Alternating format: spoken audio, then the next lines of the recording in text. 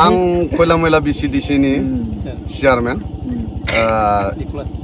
Nicklas Narzary आरो समष्टिया जाहैबाय जोङो 16 नं निसिमा समष्टि आरो बेजों लोगोसे जितु एमएलए समष्टि होनला 31 नं सिडली समष्टि दिनै जोंनि बे मोनाबिलि समाव जोंनि फंबाय जेम्स मुसाहारिया बेयावहाय गोबां आयोजन लानानै जोंनि बे सिसुबारि गामिनि खैलामैला बिसिडिसिनि सिङाव थानाय 10 गामिया दिनै दैजों खुरखालांजानानै आलाय सिलाय जानानै रिलिफ केम्प जादों। नै बेयावहाय गावनि जेनाखि आर्मि फौजि मावनानै मोननाय निजेस्व थैनि गावनि थैजों खामायनाय थाखाखौ दिनैहाय बे रिलिफनि गावनि बिमाजों समान बिफाजों समान फंबाय बिनानावफोरजों समान बयखौबो दुखु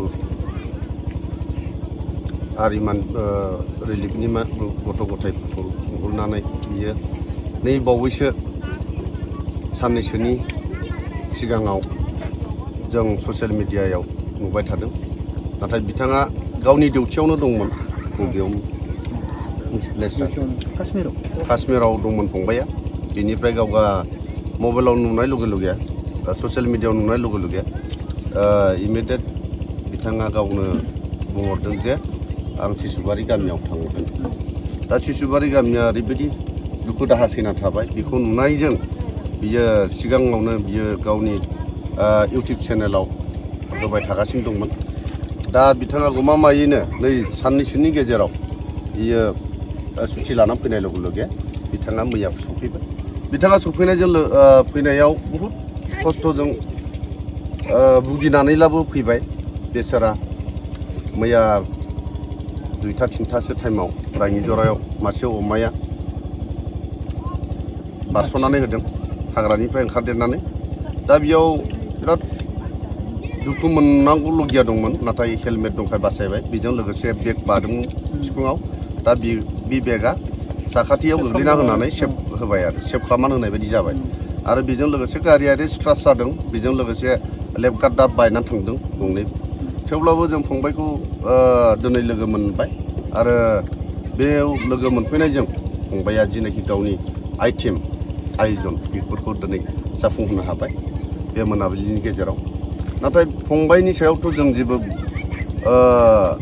होफिननो हाला। नाथाय अबंलावरिया बिथांनि लाइफआव साक्सेस लामा होथोंसै आरो दिनैनि फंबाया दिनैनि जिनाखि रिलिफआव फैनानै नुफैबाय फंबाया दिनै आलु आरो दालि बेफोरबायदि संजानायखौ मैयानिफ्राय नुगासिनो। बे मोननैखौल' नुगासिनो दं। नाथाय बे मानसि हिसाबै जोङो एसे ट्राइबेल हिसाबै जोङो बेदर फिसा नङाबा थांनानै थानो हाया एबा बेदर फिसाजों मोनदेराबा जोंनि उदैया एबा देहाफ्रा माने स्ट्रं जाया। बेखौ फंबाया गावनो ट्राइबेल खाखाय बर' हारि खाखाय बियो गावनो बुजिनानै बेबायदि आइटेमखौ लाफैयो। दिनै जों गोबां गथ'फ्रा गोजोननाय मोनबाय।